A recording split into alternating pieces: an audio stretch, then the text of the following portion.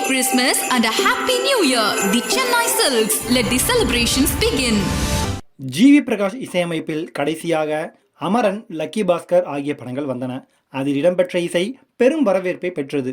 மேலும் நடிக்கச் சென்றதால் அதிக படங்களுக்கு இசையமைக்காமல் இருந்து வந்த ஜிவி பிரகாஷ் இப்போது மீண்டும் இசையமைப்பில் பிஸியாக இருப்பதால் அவரது ரசிகர்கள் மகிழ்ச்சியில் இருக்கிறார்கள்.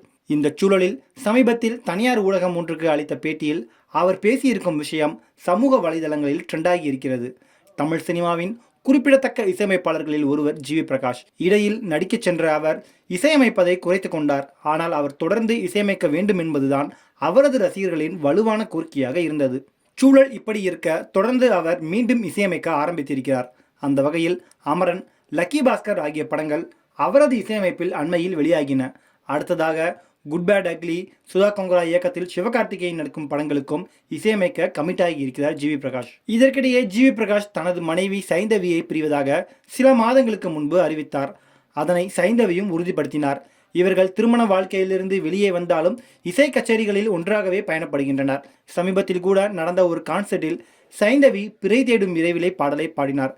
அது தொடர்பான வீடியோ வெளியாகி சமூக வலைதளங்களில் பயங்கரமாக ட்ரெண்டானது.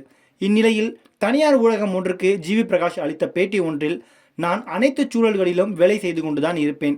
தனிப்பட்ட வாழ்க்கையும் நாம் செய்யும் வேலையும் வேறு வேறு என புரிந்து கொள்ள வேண்டும். அந்த தெளிவு இருந்தால்தான் சினிமா துறைக்குள் வர வேண்டும். அதையும் மீறி தனிப்பட்ட வாழ்க்கை நமக்கு தொல்லை கொடுத்தால் வேலையை ஒழுங்காக செய்ய முடியாது. ஒருவரின் தனிப்பட்ட வாழ்க்கை அவரது பணியினை பாதித்தால் அவர் அந்த வேலையிலிருந்து கீழே விழுந்து விடுவார். மீண்டும் அந்த வேலையில் பழைய இடத்தை பிடிப்பது ரொம்பவே கஷ்டம். வாழ்வில் மீண்டும் எழுந்து வர வேண்டும் என்று நினைத்தால் வேலையையும் தனிப்பட்ட வாழ்வையும் தனித்தனியாக பிரித்து பார்த்து பழக வேண்டும். வேலை என்று வந்துவிட்டால் அனைத்தையும் ஓரமாக வைத்துவிட வேண்டும். அப்படி நான் இருந்ததால் தான் என்னால் தொடர்ந்து வேலை செய்ய முடிகிறது. அமரன், லக்கி பாஸ்கர் படங்களுக்கு நல்ல இசையை கொடுக்க முடிந்தது. இது எல்லாமே ஒருவித மனநிலைதான். அனைத்துக்கும் நாம் தயாராக இருக்க வேண்டும். வேலை என்று வந்துவிட்டால் நாம் 100% உழைப்பை கொடுத்தே ஆக வேண்டும். அப்படி இல்லாவிட்டால் அந்த வேலைக்கு நாம் தகுதி இல்லாதவர்களாக ஆகிவிடுகிறோம். எனக்கும் தனிப்பட்ட ரீதியில் மன அழுத்தம் இருந்தது என பேசியுள்ளார். அவரது பேசிய அந்த ஒரு வீடியோ தற்போது சமூக வலைதளங்களில் வைரலாகி வருகிறது. Merry Christmas and a Happy New Year. The Chennai Silks. Let the celebrations begin.